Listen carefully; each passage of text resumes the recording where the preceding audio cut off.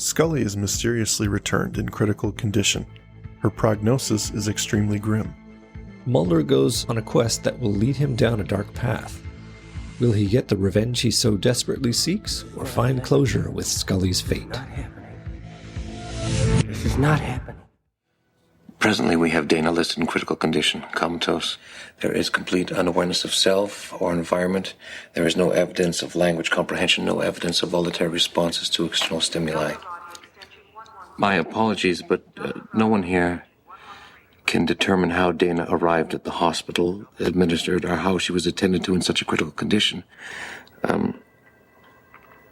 Because of the absence of Dana's recent medical history, I'm at a loss for a prognosis. I can't determine with certainty how long she's been in this state. You haven't told us why she's like this. We just don't know, Mrs. Scully. There are no indications of acute injuries, traumatic or non-traumatic. I can't find any signs of degenerative or metabolic disorders. We have conducted every test possible. I'd like her examined for trace evidence. She's been bathed and cleaned since her admittance. Also, there is a situation which I don't know if you're aware of. The FBI has notified us of the terms of Dana's living will. What is it? What did she say? Well, Dana is a doctor. Her criteria for terminating life support is quite specific. She states that if her Glasgow outcome scale lists her... She doesn't want to live in this condition. Hello and welcome to the show. I am your host, Mike, and with me, as always, my good friend Andrew. Taking one breath. One breath. Hold it. Hold it. I have learned of a meditation technique recently where you inhale for 3 and exhale for 5 and inhale for 8 and exhale for 10. Triangle breathing or something? Yeah. And then at the end of it, you inhale for 25 and exhale for 20. That's not possible. That's a tough one. I don't know about that. Yeah. But that is not what we are doing tonight. We are focusing solely on one breath. One breath. And one breath only for the entire episode. You have to take one big breath and then talk and exhale, you know, all the thing in one. There we go. So Scully comes back. Oh, yeah. This is a big episode, ladies and gentlemen. Yep.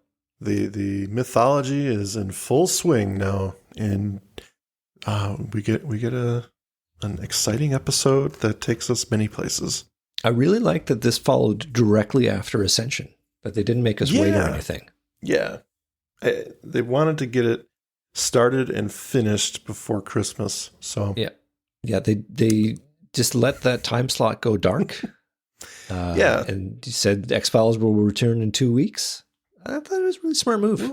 We'll see you soon. You know, rather than ruin it by putting out a bad episode or something. Yeah. Smart. No thanks.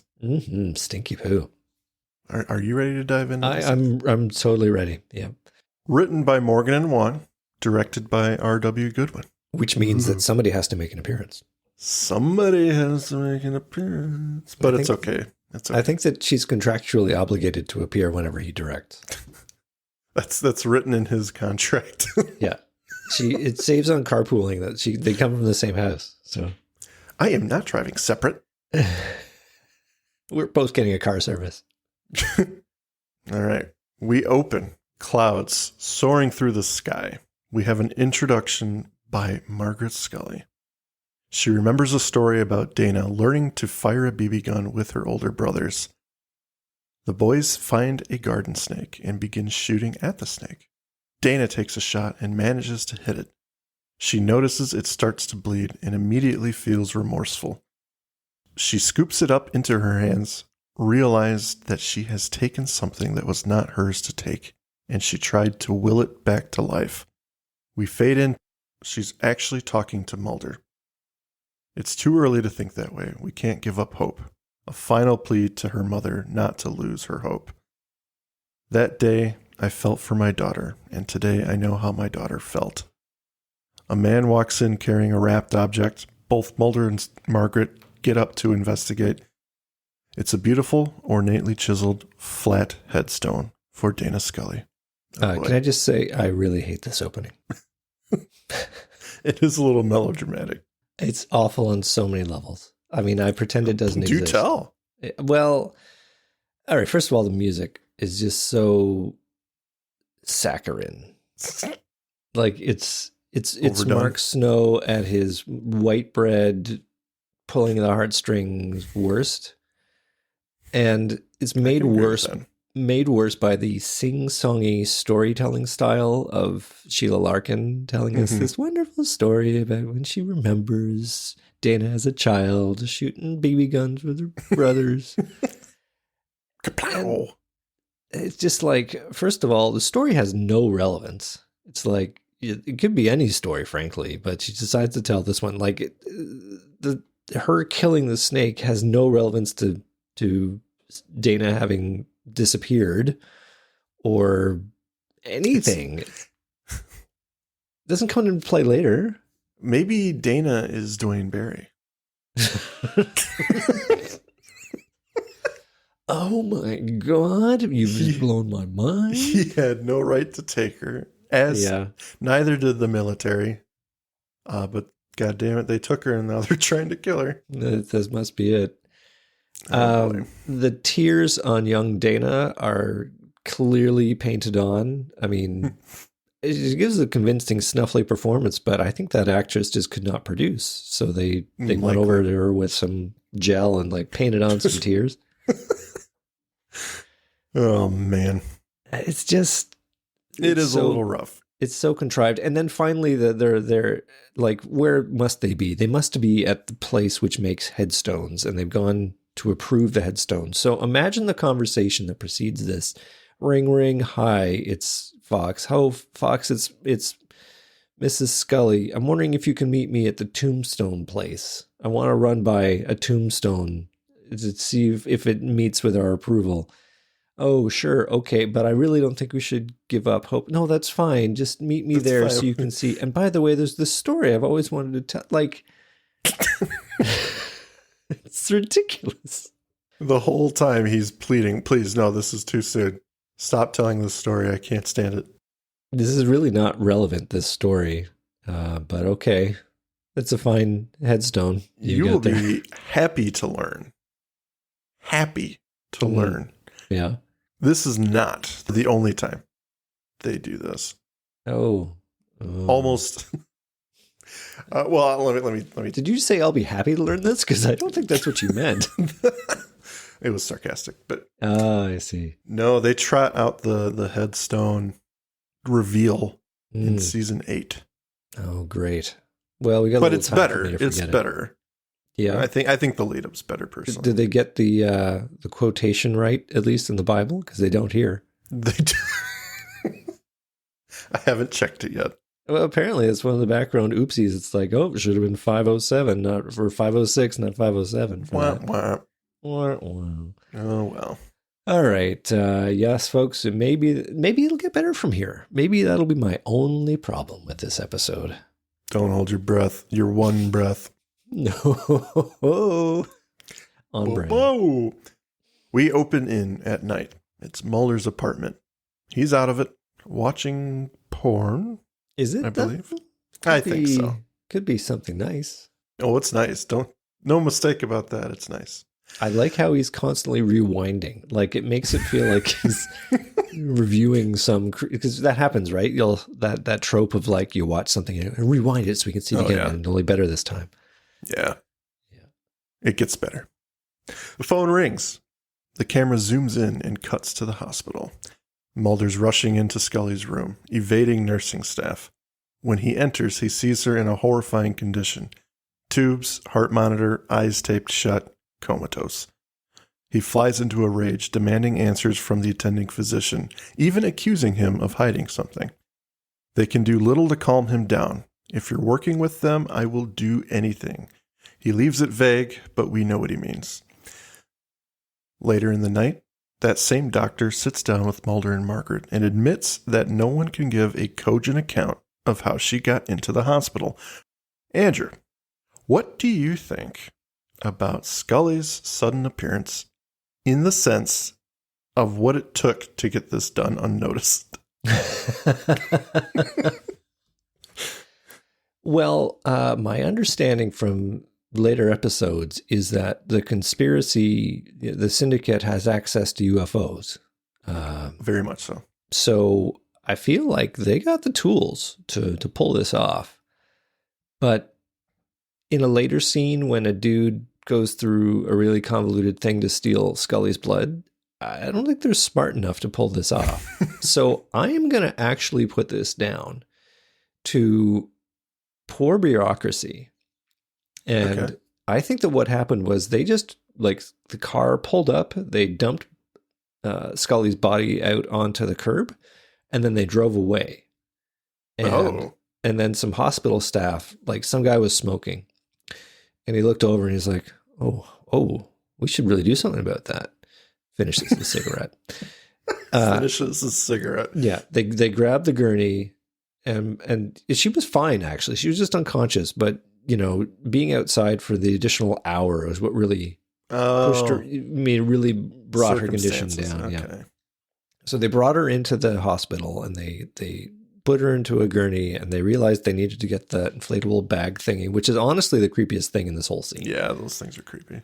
You know, they tape her up, and nobody recorded. I mean, I think this is just a bad hospital. I think that's really all it is. I don't think that there's any conspiracy at play here. This is on the west side of town.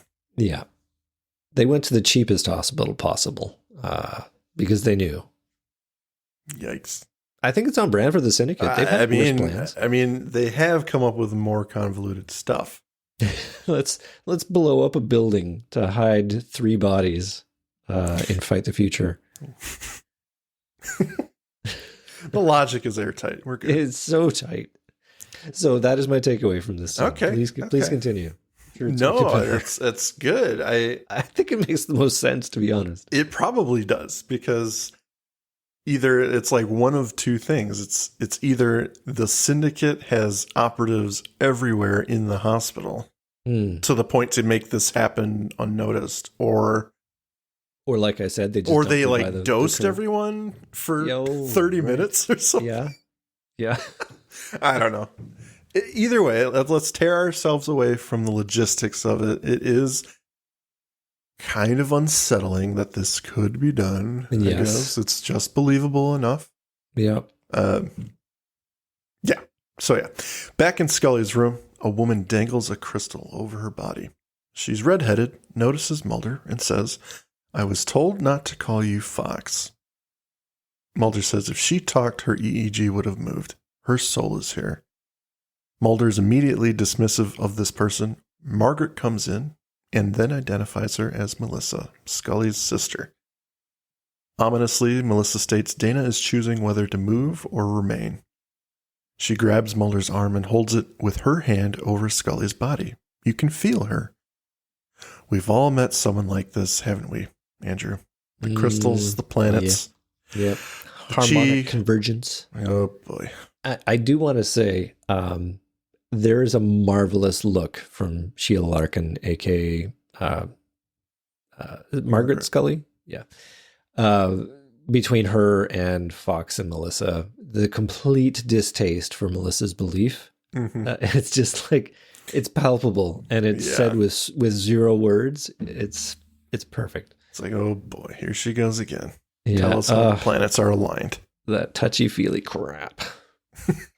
But I have to ask you, in this moment, I mean, you'd believe anything she said right now, right? I mean, she is hot. She's smoking. So, I mean, just on the basis of that alone, like as we have seen from a recent episode that we just reviewed, if you are this attractive, and imagine I'm holding my hand quite high up, other characters will just believe you. They'll just believe you. Yep. Okay. But this is the first appearance of Melissa Scully. This is her first appearance. So as Melissa holds his hand over Scully's body, the scene cuts to Scully sitting in a dinghy.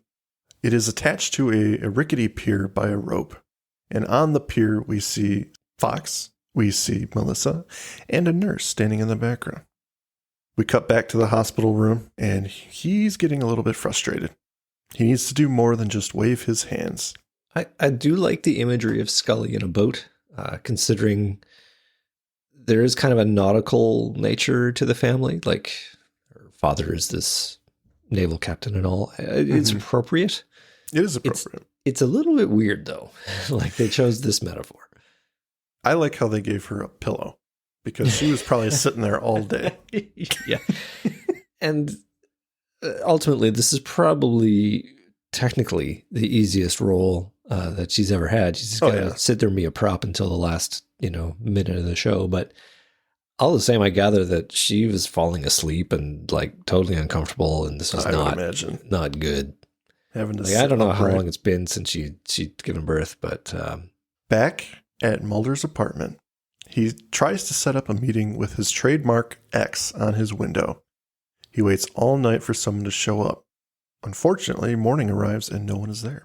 He grabs the paper outside of his door and finds no notes, no hidden messages. He tears off the X in a fluster. Back at the hospital, Frohickey arrives in a 3-piece suit from, assumedly, his prom. That bow tie is amazing. I'm positive the pants are cut off at the ankles. But it's a tailored suit, dude. That is not accidental. Yeah. That he's here for Scully in his best suit possible. He's bringing her flowers, and this is sad because we know how he feels about Scully, even if it is a little bit perverted. He does care about her. I'm just thinking it through. We've got 2 instances where Frohickey is the one to comment on Scully's hotness. Mm-hmm. So he clearly thinks she's attractive, but I think this is our first moment where we get that he's holding a torch. He's very much impressed by her and is legitimately concerned at her well-being. Yeah, and I think not that anyone needed it, but he's harmless. He talks a big game, but he definitely cares about Scully and her safety. So I think this was a very nice scene for him. Oh, I mean, it's so good. I mean, the adage of show don't tell is perfect. He just shows up in a 3-piece suit with flowers. And I mean, he's kind of a ridiculous character to begin with. So the image is great. Priceless. And enough that Mulder looks him over and is like, Frohickey? It's taking it all in. What? It's such a good moment. Yeah. He investigates her chart and calls attention to it. We cut then to the lone gunman office. Byers notes abnormal protein chains in her blood, things he's never seen before, and he's given all the info to their newest member, the Thinker, a hacking genius. He reports that protein chains are byproducts of branched DNA. This is technology 50 years down the line. It could be used as a tracking system of sorts, kind of like a high-tech identity card. Or, as Langley puts it, something as insidious as grafting a human into something inhuman. Unfortunately, Byers identifies it as waste product. Whoever was doing whatever to Scully is finished, and now this waste material is acting as a poison. He doubts a healthy human being could fight this, let alone what she's been through. And there's nothing you can do, Mulder, which is always what you want to tell Mulder. Yeah. He doesn't get super determined when his back is against the wall. Yeah, when he's told that he should just stop and walk away. Yeah, he always does. He backs down. He knows his role, and he's going to start grieving. Lets life pass him by. I do like that this is our introduction to the Thinker. Apparently inspired by real events. There's a user in AOL on a chat board or something whose name was the Thinker or something, and he became one of the most prominent voices of reflection after episodes. He would point out, he would nitpick a lot of these episodes, and so the writers nodded towards him to involve him in the show. That's cool. Yeah. What a way to get written into the show. That's pretty cool. Yeah, this annoying guy. Let's give him a role. This annoying guy who we're going to kill off.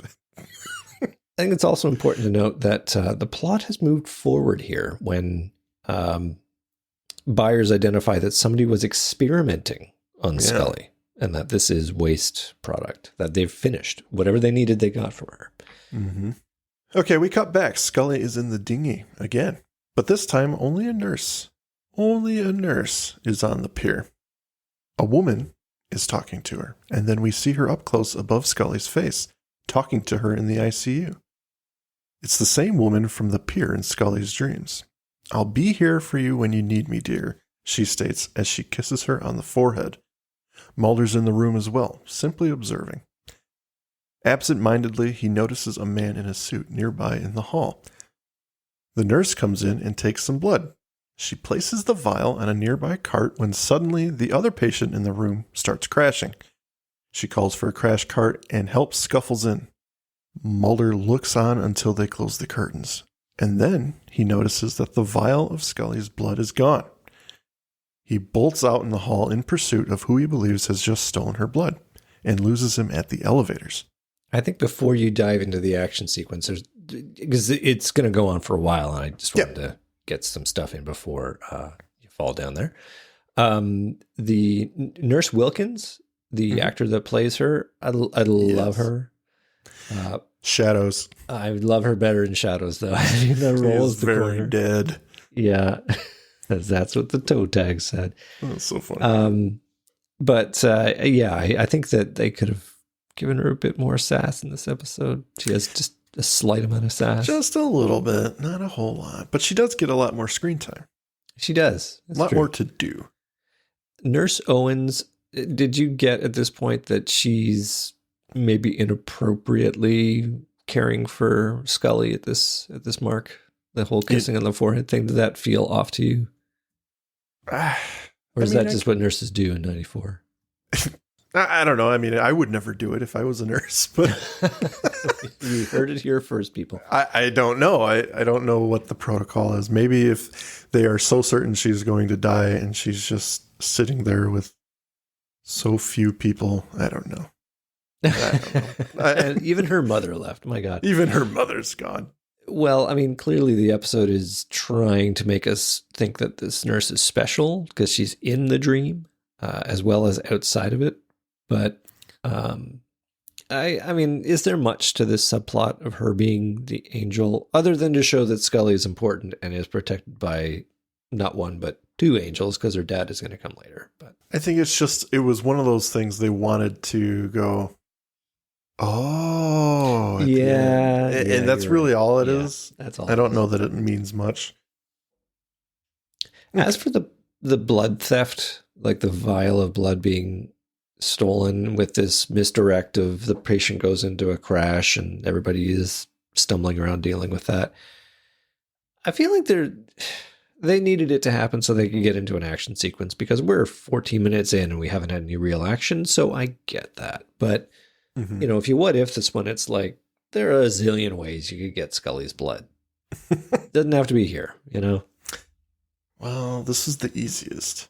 It's the easiest, and it does propel us into a cool sequence, so I will stop right here. All right. Mulder bolts out in pursuit of who he believes has stolen Scully's blood and loses him at the elevators. He rushes down the flights of stairs, checking each floor as fast as possible to catch him. He reaches the subfloor parking garage and draws his gun.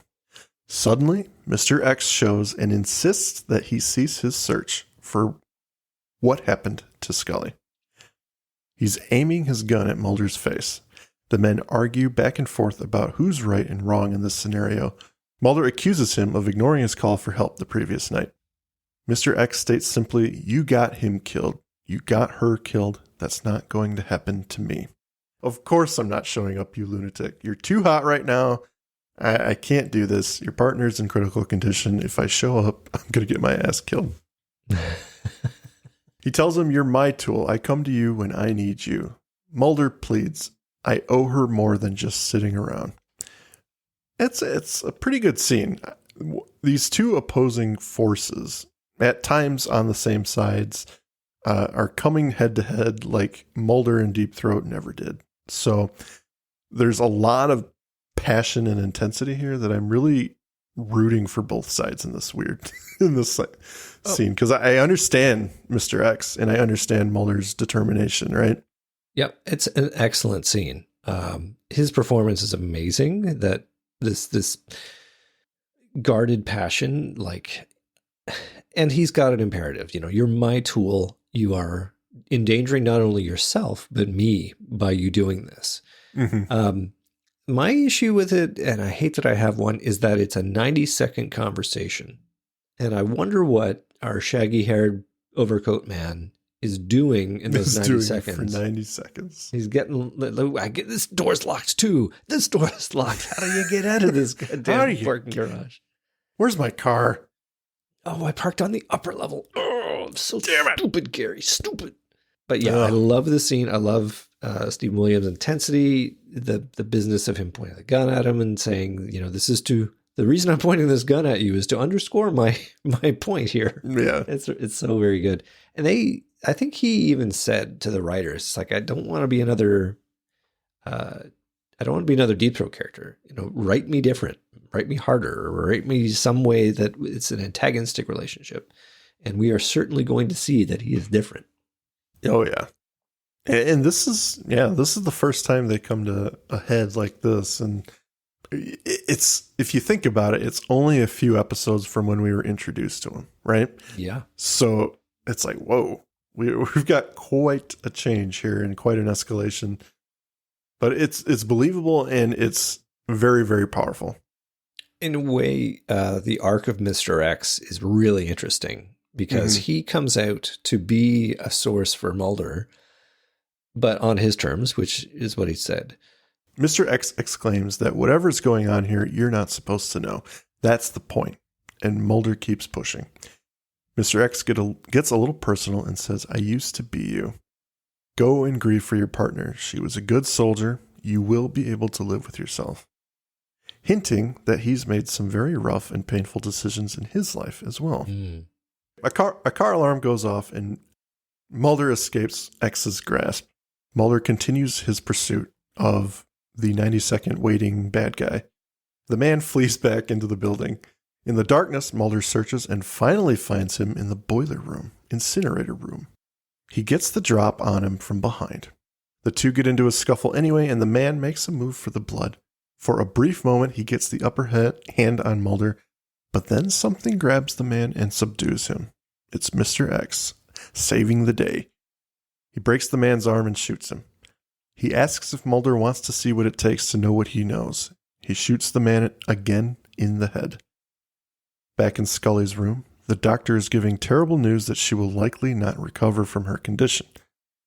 Mulder gets spooky and talks about designer antibiotics to help fight the branched DNA. In a dispute with the doctor and Scully's sister, Mulder contends that she is here unnaturally and she needs to be investigated. Melissa waxes poetic about prolonging lives that should end and how that is very unnatural. No one is getting along, Andrew. No one. Families. No one is getting along. Of course, they're at odds with the doctor, and of course, Mulder's at odds with her sister. Oh boy. Well, Melissa's saying she's not evidence. I mean, that's factually wrong. I mean, Scully is because no one knows what's happening. That's right. Like, all the evidence is right there. Yeah. But I think there are decent performances here. And I do like the links that are created with the ultimate acceptance that Dana Scully has already given them the answer they need. What are they talking about this for?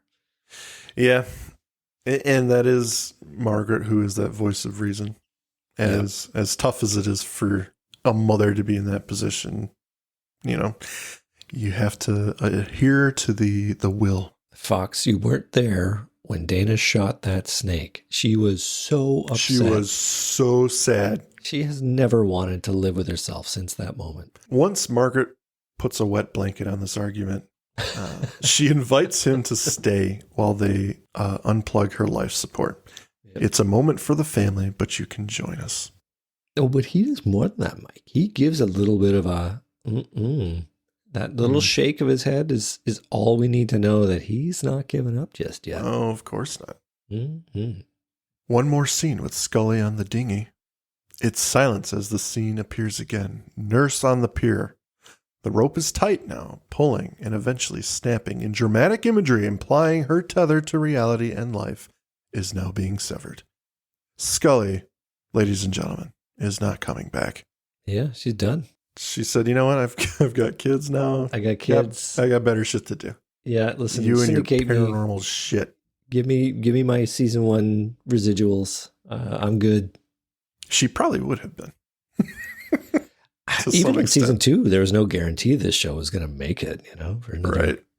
9 seasons, 10 seasons. In Skinner's office, CSM drops a folder on his desk, poking at him by saying, if you're having trouble sitting on Mulder, we would have no trouble.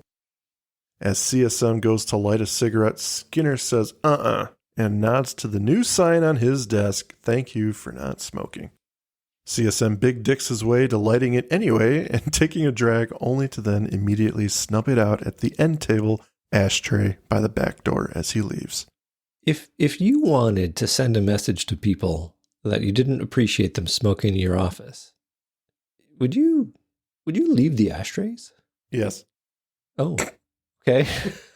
I appreciate your It's all about there. aesthetics. Oh. You want to have the cool, calm, and collected guy look, the businessman. You want it to tie the room together. And now that I look at it, those are really classy ashtrays. They are. They do tie the room. They're glass. They pop out from those tables in his desk. You better Got little believe it. crenellations at the bottom. Yeah, okay. Mhm. I take it all back. Yeah, you should. That is a bit weird that he'd leave the cigarette behind. It is weird. It's just, I'm taking one. Please puff don't out of smoke. this. Shit, I still have ashtrays in here. I'm both inviting and discouraging smokers. I should have thought this through. I like the idea that on the other side of the door, the cigarette smoking man gets out there and he's like, showed him. Oh, wait, I actually kind of want a cigarette. I just wasted that whole thing. Opens the door slowly, reaches in. You just see a hand come in. Don't mind me. Don't mind me. Yeah. Oh, that's good. Agent Mulder walks in, having been evidently called to his office before. Skinner begins grilling him about the report and the man's execution on hospital grounds, and Mulder is sidestepping everything with mundane and neutral comments, which leads Skinner to losing his cool. Mulder was simply proving a point with him. How does it feel? Questions answered with questions and denials. Cancer Man happened. He's responsible for Scully. You can have everything, my badge, the X-Files, just tell me how to get a hold of him. Agent Mulder wants justice and is offering everything, and Skinner calls him on it, rightly assuming Mulder to be on a murderous vendetta. He tries to bring Mulder down by saying, it sounds nice, but that's not how we work. We work for the Department of Justice. That's what I want. Here we get some dialogue from Skinner that puts him back in authority in some regard. He talks about how good an agent Scully is. More than that, he liked her. If you are unprepared for every potentiality in this line of work, addressing Mulder, you shouldn't step on the field. Oh boy. This conversation ends, and as Mulder leaves, he gets introspective and admits that he knew potential consequences like this, but he never told her. Uh-oh. Okay, so I get what they're trying to do here. They're giving Mulder another reason to get all mopey, because he apparently doesn't have enough. I don't buy it. I also do not buy it. Do we not buy it for the same reason? If the reason is they've certainly talked about how dangerous the syndicate is, then yes. Okay, well, there is that. But it is not, in fact, the reason that I had. Oh, it is Skinner's analogy to games, basically. He's it just says get on the field. So he's comparing it to like football or something, right? Mm-hmm. The rules of the game. And it's a nice analogy, except it implies that there are rules here, but most rules are designed with fairness or at least equality so that both sides have a chance of victory. And that is nowhere near the case here. The deck is stacked so hard against Mulder and Scully. So Mulder's recriminations that he didn't warn Scully, that rings real hollow to me because you're basically saying, listen, this job could get us killed no matter what we do. Are you okay with that? It's like... Yeah, I think it struck me as a very odd thing for Mulder to feel. I get that you would want to blame yourself in some regards. It's what we do as empathetic humans. Yeah. I think, but let's say you were in this position. You would feel... Oh, wait, am I Mulder or am I Skinner? You're Mulder. Oh, I'm Mulder. Okay, I'm just getting into character. Put on your tie. Okay, I'm there. Start believing in aliens. Go. Yeah, I'm there. I've got No, the but I posters. think a normal human being would want to blame themselves on some level for their partner ending up in a position like this, a situation like this. Not that it's legitimately your fault, but I get it a little bit, but at the same time, I just don't buy that he carries the weight. If she expires now, that he would live the rest of his life feeling like he didn't tell her absolutely everything that could have gone wrong, so therefore he's guilty of getting her into this. Well, Which is kind of how they describe it. they want him to blame himself. That is, again, they are doing a convoluted method to get him to a place where he can be Mopey Mulder. Yeah. But if we rewind to the actual impetus for her getting into this position, it was that she lived in Washington. Mm-hmm. That is it. I mean, she got involved in this case, and the cigarette smoking man and Krychek organized it so that she would be abducted by Dwayne Barry. There's a comic number of incidents that allowed Dwayne Barry to bring her to Ascension Mountain or whatever it is. And then she is abducted. And it's like, yeah. How do you come up with that eventuality? Yeah. Scully, if you're not prepared for that, you really shouldn't be in this job. It's like, there is no way you can defend yourself against that. Yeah. So I disagree with that for sure. Yeah. Yeah. It rings very hollow. It's almost Skinner on the laying it level like of this. I don't understand what Skinner's trying to do by saying you're kind of at fault here. responsible. Come on, Skinner. The fuck? Well, and that later on he's going to do this whole thing about not taking the resignation. I don't know. I do not like Skinner's portrayal in this episode. It doesn't really work for me. Yeah. I love it. Hold on. Okay, well, we'll get to it. We'll get to that, yeah. All right. Cut to Scully. She's lying on a giant slab of wood. I believe you call that a table. No. It is a giant slab of wood. Eh? You wouldn't eat at that? Maybe have a Thanksgiving dinner around that particular table? No, not that one. No. Well, certainly not after a lady's lied down on it. Jeez. Gross. It's got cooties on it now. So this giant slab of wood with 4 wooden legs is at the center of this brilliant white room. Scully's dressed in a white dress as she lies face up. Down a dark hall comes her father in his navy dress whites. He stands, cradling his officer's hat in his arm, and begins addressing his daughter on the table. I mean, the slab of wood with 4 legs. Right, yes. In an emotional scene, he looks at her and describes his last moments on Earth. How when people say life is short, he never gave it much thought. But as he took his final breaths, he knew in an instant he would never be able to talk to her or see her again. It's in this moment, he says, his life felt as if it was the length of one breath, one heartbeat, and in his dying moments, he would have traded every medal and commendation for one more second with her. Screw Melissa. We will be He's not dead. We will be together again, Starbuck. Not now, but soon.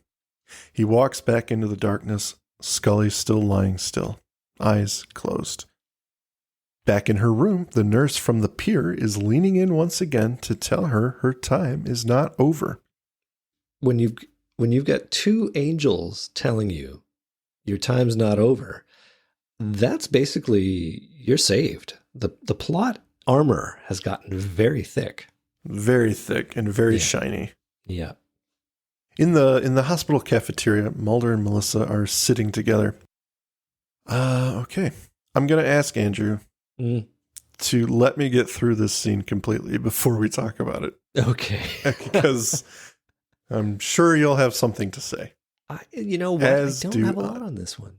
Oh, really? Not about Melissa and Mulder, so I look forward to your distaste. Oh, okay. Melissa tries to reason with him, saying he can get all the revenge he wants. It will never bring her back. In a point she makes that I completely disagree with, whoever did this to her has an equal horror coming to them. I call bullshit on that. That's how this show works, right? It's justification.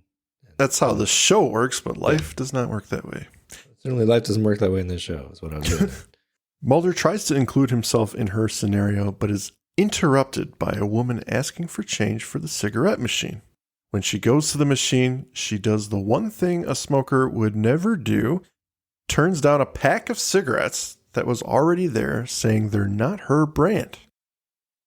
I'm You're sorry, not a smoker, Andrew. though, are you? I'm sorry, Andrew. I'm not a smoker. Yeah, well, then you don't know. You got to be loyal to your brand. But I'm not an idiot. And there is not a chance in hell a smoker turns down a free pack of cigarettes. Well, I've lived with smokers. I've been around smokers. I've dated smokers. I'm sorry. I don't buy this 1 second, because they have all, at one point or another, whether or not they had cigarettes or the money, have asked the simple question, "Hey, bro, mind if I bum a cigarette?"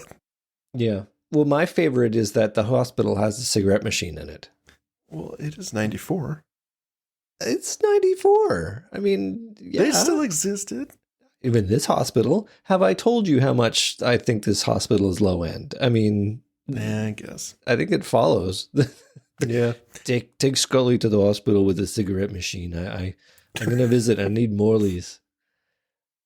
Oh, man. And So- further, you know that this is a setup, right? That she's in on the plot. She didn't just accidentally find the cigarettes there. Oh, well, we'll get into it. Okay. Oh, you maybe have doubts. Okay. So she says it's not her brand, and she leaves the cigarettes there. Mulder finds this a bit weird, as he should. He gets up and checks the cigarettes. They are, of course, Morley's. Now, who smokes these? CSM. He walks over there. He picks up the cigarettes and unwraps the plastic. Yeah. He opens it up and finds himself a little bit of a message. 900 West Georgia Street. So, Skinner's been a busy boy. Yes.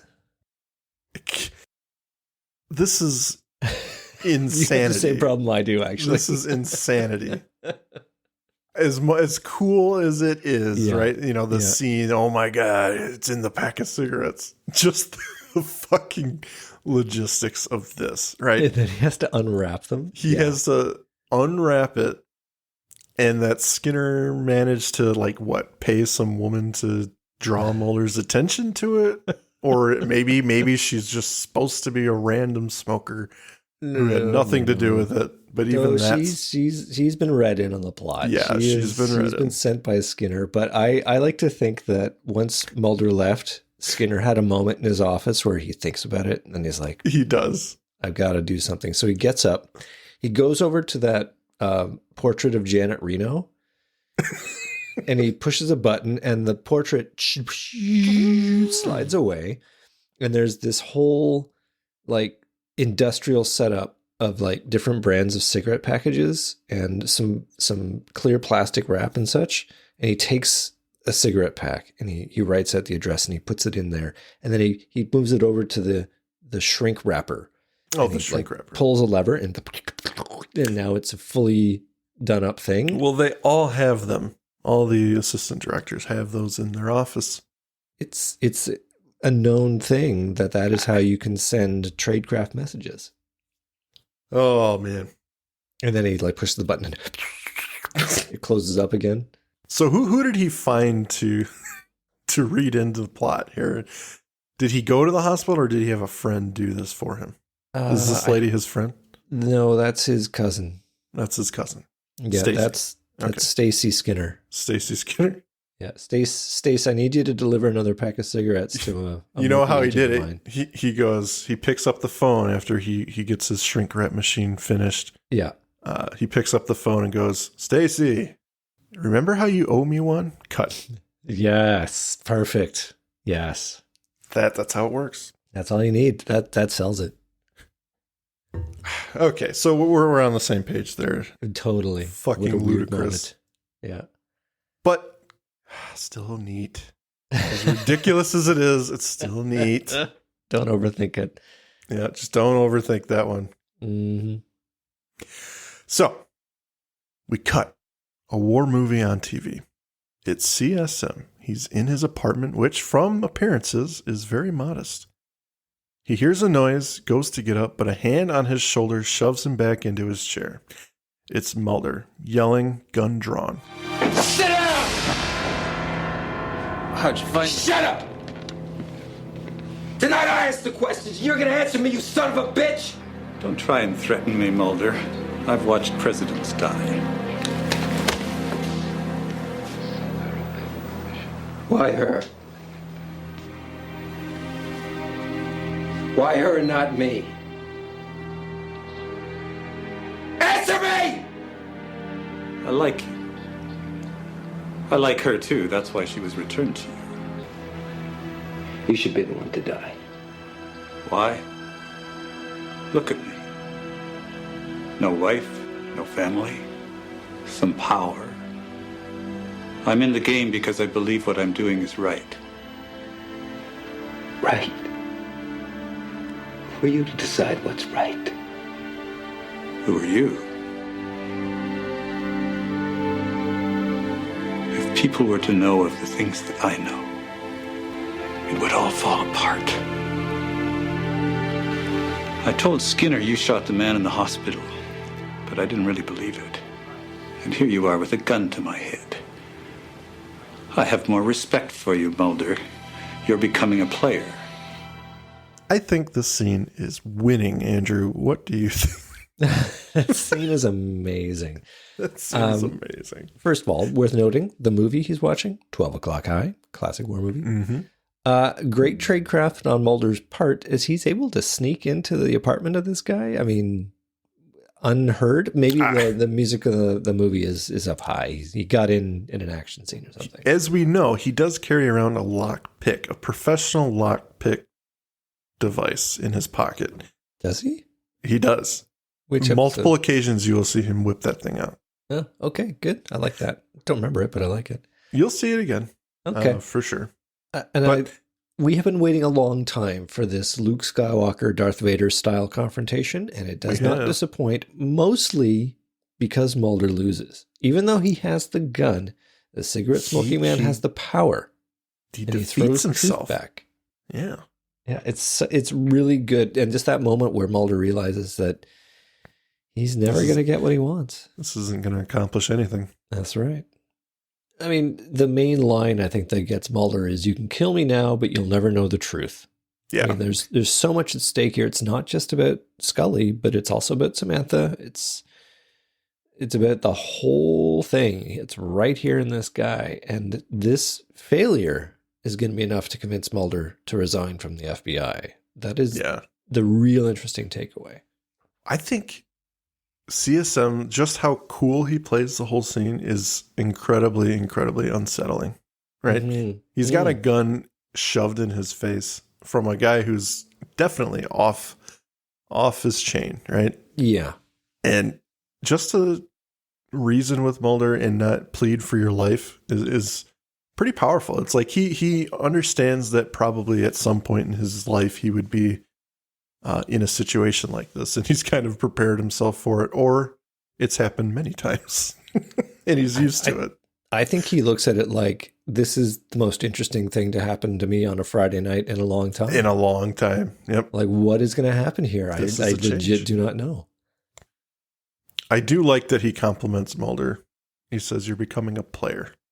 And that's interesting because now it's got more of that game aspect to CSM. Put your pieces on the board, see what you got. Yeah, I like that. I didn't really see that theme in the episode so much, but it is raised by Skinner, the idea of the rules of the game, and now Mulder's a player. Yeah, interesting. I like that. Back in the X-Files office, Mulder's finishing typing on his computer and prints off a sheet, an ever-brief resignation letter, and signs it. After some time passes, Mulder putting things in a box like a sad puppy. Mm-hmm. Skinner comes in. It's unacceptable. Look, I know you feel responsible for Agent Scully, but I will not accept resignation and defeat as self-punishment. All the forensics, the field investigations, the eyewitness accounts, to still know nothing, to lose myself. And Scully. I hate what I've become. When I was 18, I went to Vietnam. I wasn't drafted, Mulder. I enlisted in the Marine Corps the day of my 18th birthday. I did it on a blind faith. I did it because I believed that it was the right thing to do. I don't know, maybe I still do. 3 months into my tour, a 10-year-old North Vietnamese boy walked into camp, covered with grenades. And I blew his head off from a distance of 10 yards. I lost my faith. Not in my country or in myself, but in everything. There was just no point to anything anymore. When that on patrol, we were caught. And everyone fell. And everyone. I looked down at my body from outside of it. I didn't recognize it at first. I watched the VC strip my uniform, take my weapon. And I remained in this thick jungle, peaceful, unafraid, watching my dead friends, watching myself. In the morning, the corpsman arrived and put me in a body bag until, I guess they found a pulse, I don't know. I awoke in a Saigon hospital 2 weeks later. I'm afraid to look any further beyond that experience. You are not. Your resignation is unacceptable. First of all, I hate, as I have said previously, exposition that's dropped kind of more than halfway. So, like, he's giving us this whole backstory of his experiences in Vietnam. I don't know that it actually does much to convince Mulder to do anything other than to say that Mulder is different than he is. Like, he's seen shit out there and he can't look beyond, but yet Mulder can. I don't think that's true either. I think Skinner has shown plenty of creativity and initiative in looking beyond, or at least enabling his agents to look beyond. So I don't think that's true either.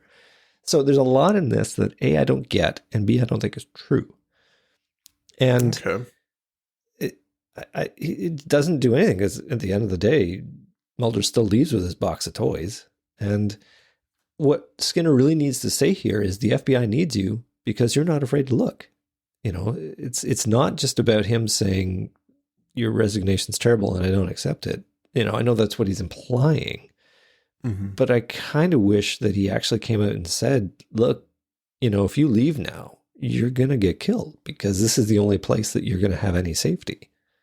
Yeah, I think that's a good point. I always viewed this as his attempt at giving Mulder some reason to keep pursuing what he wants to pursue. And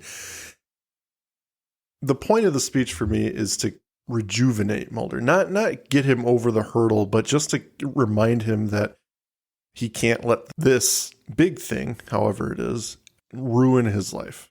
What inspires Skinner through Mulder is that his willingness to look at these things that even Skinner himself is terrified of, or afraid of, maybe not terrified.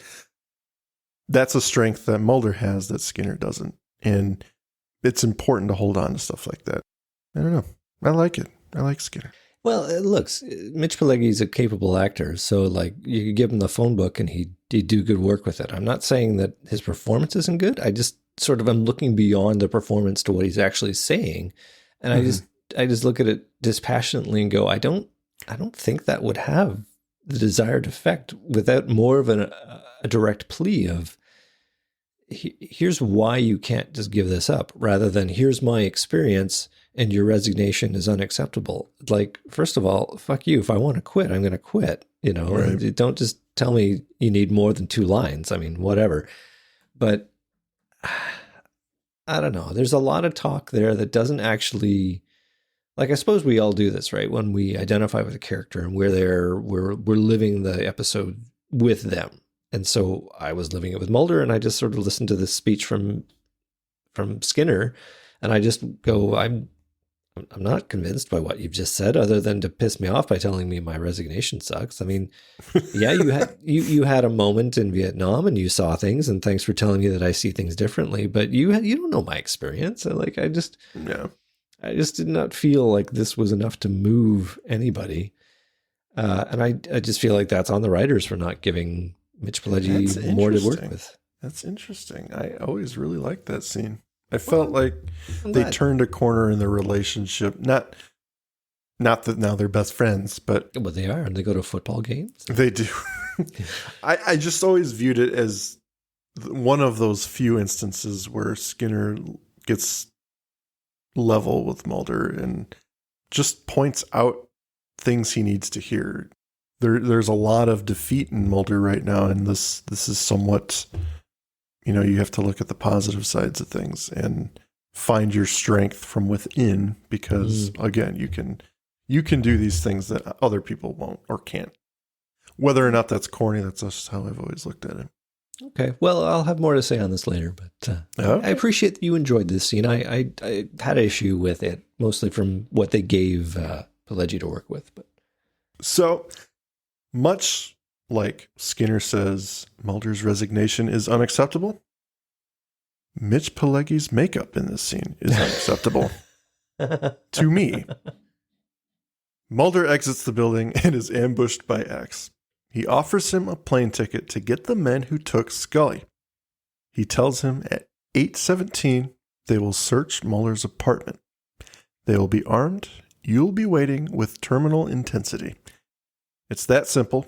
The law will not punish these people, and despite his reservations initially, X is handing them to Mulder because he knows the drill. Mulder can't have everything, so he has to choose.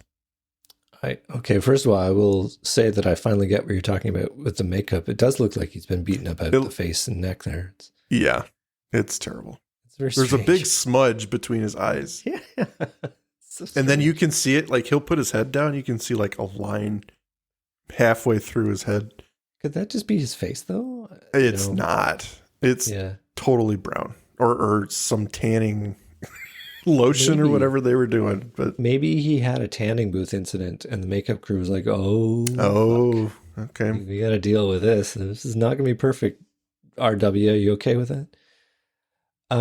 As for X offering Mulder vengeance, I think it's a really interesting turn of events. I like this little gambit.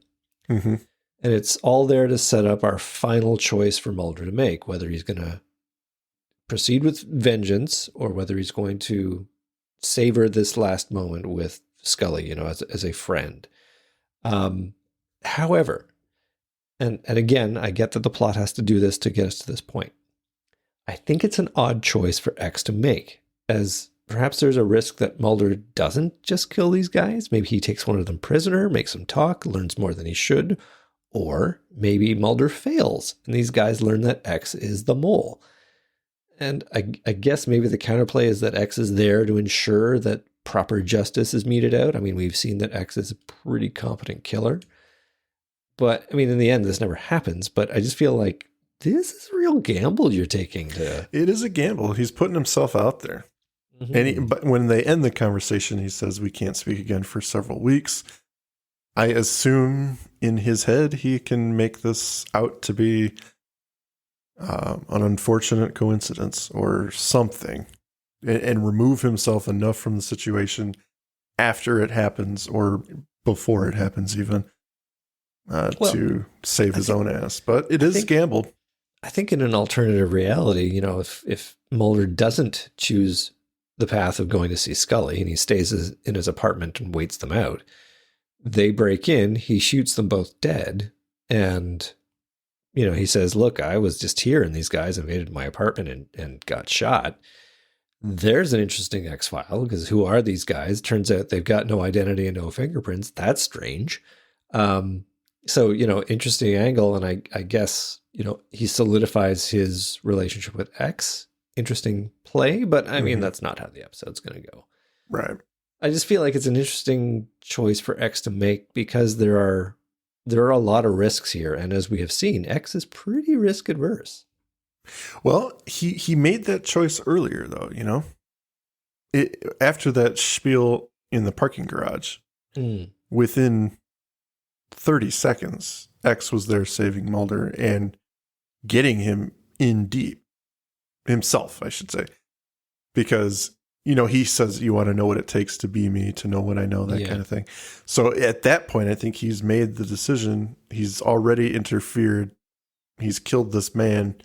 So, why not go for swing for the fences, X? I think that in that case, it's just he knew that Mulder wasn't going to give up, and he's like, I know Overcoat Man, and I know that he's going to kick Mulder's ass, and I'm not, I need Mulder more than I need this guy, so I better be there just to make sure that Mulder doesn't get off in the process. Would it have been a better scene if Overcoat Man recognized him? Hey, oh, that would have been good, yeah. Jim. Well, I also had a fleeting thought that this is all a setup and that Overcoat Man is not, in fact, executed. And that it just is made to look like he's executed. Well, that's what they did for the show, Andrew. I don't know if you know this. They didn't actually shoot him in the head. What? Yeah, he's very much alive and well, I would assume. Do you have any evidence of that? Do you have like a website or? I could probably look it up. But can I Google that? Because I thought that when you shot a guy, it actually happened. No. They do have a pile of dead shadows, though. Oh, whoa, that's very cool. No, I looked at it. Well, okay, first of all, yeah, I think it's probably as it's written on the tin, but I thought there would be a moment where it's like, oh, that's an interesting idea that maybe X has orchestrated this whole blood stealing event and that he's, he makes it look like he's killed Overcoat Man, but he actually didn't. But they don't go that way because they're not as cool as I am. Not as cool. Yeah. Okay. Mulder sits in his apartment, lights off, gun ready.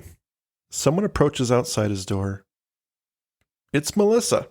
Mulder's a little bit dismissive again. He gives the line of the episode. She asks, why is it so dark in here? Because the lights aren't on. That's my favorite. Excellent. She came to tell him that Scully is weakening and she wants Mulder to go visit her. They bicker a little bit about whether or not he should. He says he would, but he cannot right now. She tries to level with him, but he shuts her positivity down, essentially saying that stuff means nothing to me. She leaves after a few more words of logic. Why is it easier for you to run around seeking revenge instead of expressing to her how you feel? Dana expects more from you. Damn. Dana who? Dana you mean Scully. Gotcha. Scully. I love the look that he gives her when she's first at the door. Because he's thinking, I'd invite you in, but I'm waiting to kill two people in about 40 minutes. His eyes say it all. I guess I could fit you in. All right, get in here. All right, come on. I got a few seconds. I suppose. Cut to the hospital. A sullen Mulder shows up. He sits near Scully and watches her. He holds her hand and begins to express himself. It's a touching moment that we can see is hard on him. He speaks to her calmly, stating simply, I'm here. Morning comes, there's been no change. He arrives home to find his apartment destroyed. He's utterly quiet. He looks around for a moment and slowly bows his head in anguish. He sinks to the floor and begins to sob. Totally improvised, apparently. It's not in the script. I love this scene. It's really powerful, actually. It's so good. There's a lot about this series of scenes which works. Yep. Simply because we have been raised to this extreme possibility that he might just go through with the ambush and get these guys. And then it's, this whole plot has got us to this point of him making a choice. That he chooses this and chooses Scully is, of course, what the hero does. And, makes us all go, yes, good for you. Fucking finally. Right.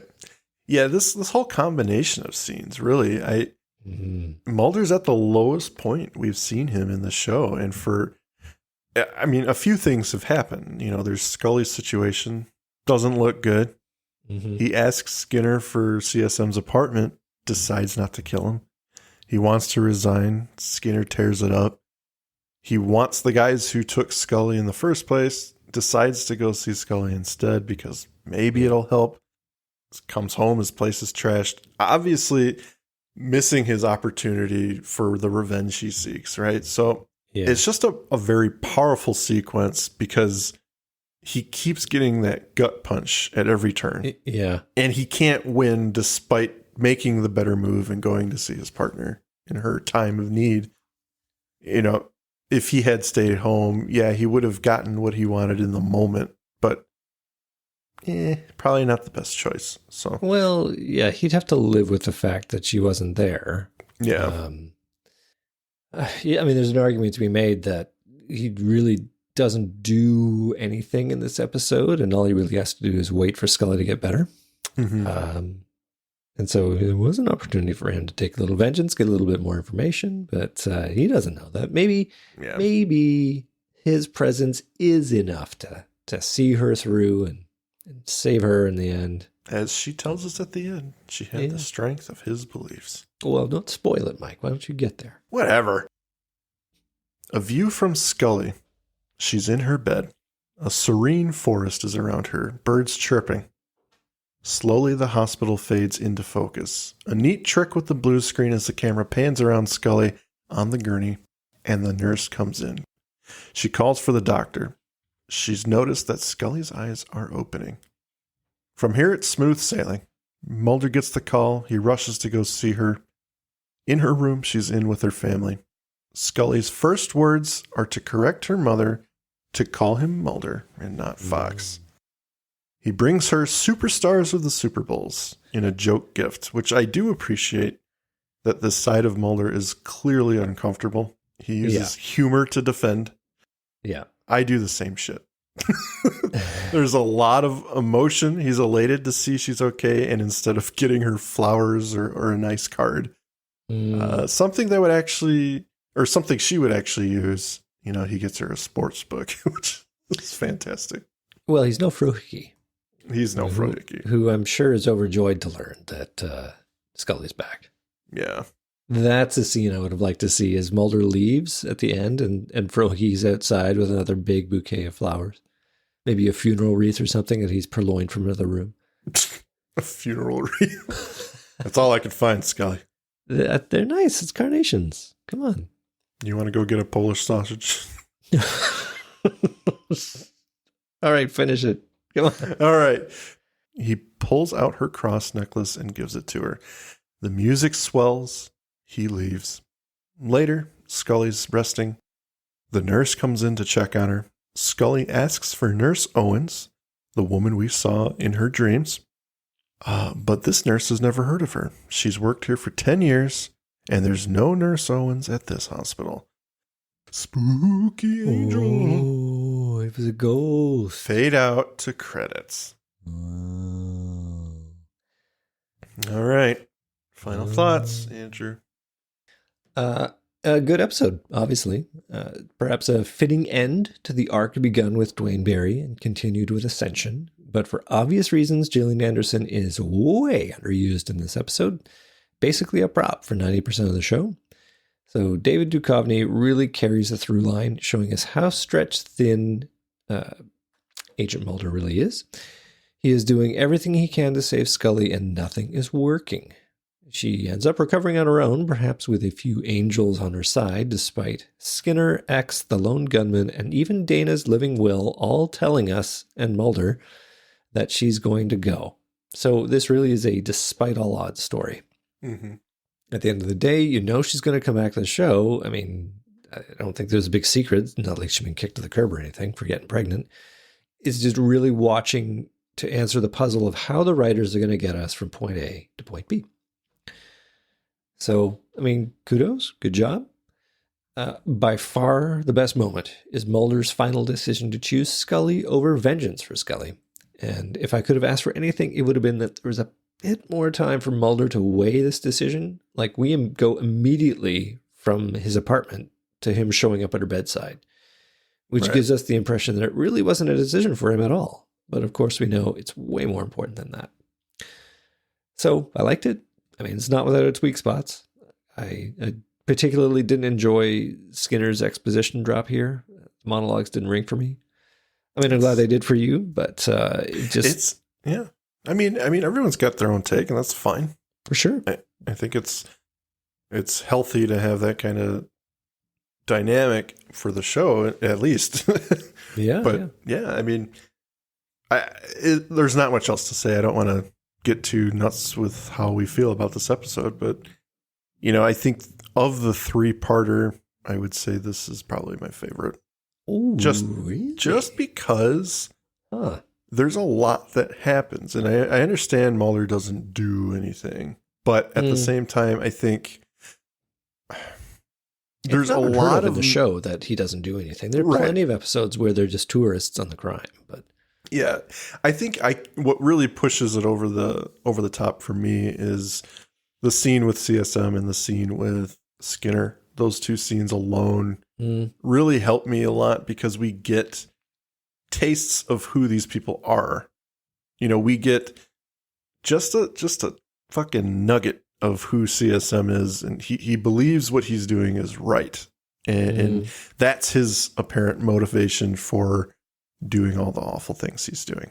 But that it's just enough, just a little bit for me to go, okay, so there's more to this guy than just smoking cigarettes. There's something that he's working towards. So that's important for me. And then Skinner, I just really, really thought that monologue was so well done. And it meant a lot to me for Mulder's sake in that moment. I viewed that as very different than you, I guess. But that's fine. The point of it was to kind of give him back some of his hope that he lost, like he was trying to do to Mrs. Scully at the beginning. That kind of thing. Kind of full circle it. I just don't see that in what Skinner actually said. I could totally have seen Mulder going, thanks, for those funny war stories, but the resignation still stands. What are you going to come to my apartment and get me dressed for work every day? You're not quitting on me, Mulder. Get your shoes on. Fuck you. This isn't acceptable. I wrote it. I signed it. I checked the book. It's all I have to write. He pulls up another one. I got a copy. I can print these off all day.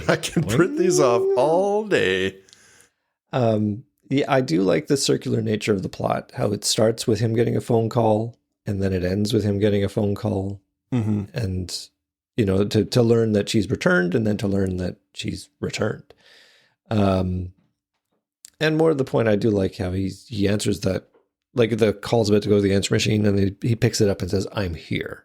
Mm-hmm. It's a nice, it follows up on what he tells her in the hospital room saying, I don't know what you need to hear. I don't know if I believe in it, but if it will help you, know that I'm here. I do like that through line in that I like this episode for that. Mm-hmm. I don't know if it's my favorite of the trilogy, though. I think. Well, I think a close number 2 would be Dwayne Barry.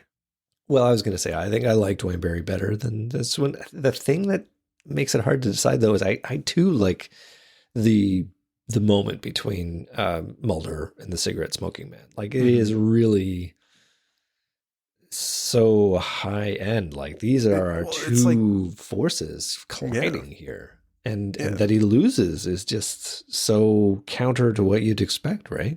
And if you think about it, it's been building for over a season now. Yeah. So this kind of confrontation was bound to happen, and this was the perfect catalyst for that. Yeah. Scully's been taken. She's in peril, and now Mulder's out for revenge, and he finally gets his opportunity, and he blows it.